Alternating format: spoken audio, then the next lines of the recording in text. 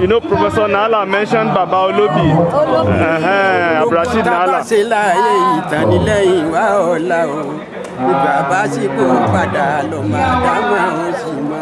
That is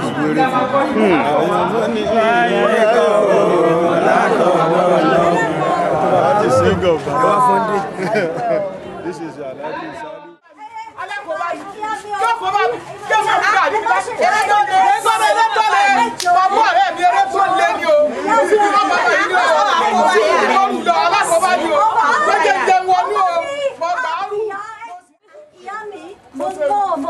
ọmọ dáadáa ni o kò ṣe nǹkan tí ò dáa ọdún fún ọmọ yìí ọmọ takìtì ọmọ ṣeré àṣà Yorùbá gidi ni àfẹ́ kò bàjẹ́ ayé ni ṣé gbọ́rọ̀ mi òyìnbó mi ni ṣùgbọ́n àṣà Yorùbá dájú ẹ̀rọ mi ni ọmọ dá in fact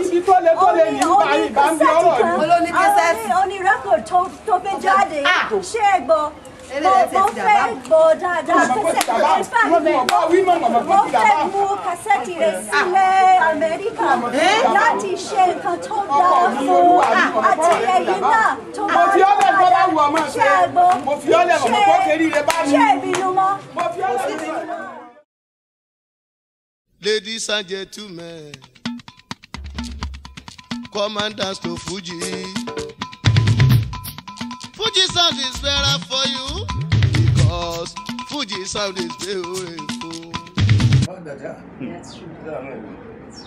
We cannot hide the truth. We are not happy. We are not enjoying those areas that are not happy now, that they are not peaceful. We are not enjoying it. We don't want that. We condemn all Nigeria. We don't want it. It looks like a new thing to us. We never had such a thing before. That's true. Well, we don't know whether it's Al-Qaeda, whether it is whatever, we don't know where it comes from, how it gets popular or whatever called notorious. Yes. How do we get this thing coming? Yes. We are not used to this kind of life. It's not in our character. Yes. We are not Arabs. We don't commit suicide that way. No. Kill and kill many with you. We don't do that kind of kill yourself and kill many with you. Country to the citizen. So it is us that we should work hard and see this thing is eradicated. It's a dirty thing, very, very dangerous. It doesn't make for development at all. And we need development. And we are really fastly developing. We need to be given the chance to develop.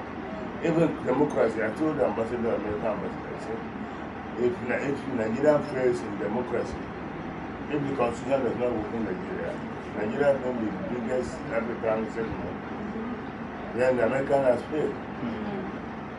They must see that democracy stands and working Nigeria. Exactly. When they do that, then they can justify their position as police of the world. Exactly, sir. And in keeping liberty, if they know really mean liberty, Nigeria should be a test case for the US to champion and protect.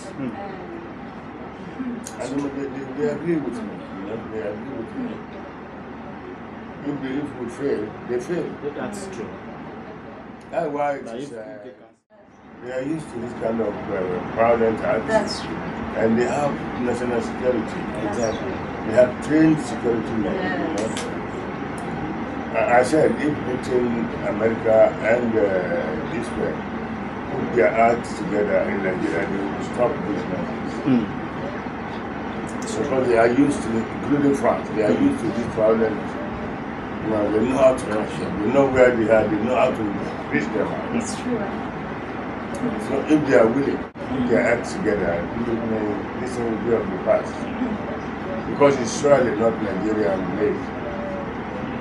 It's Nigerian, ash. It's not Nigerian made. Fuji sound is better for you because Fuji sound is beautiful.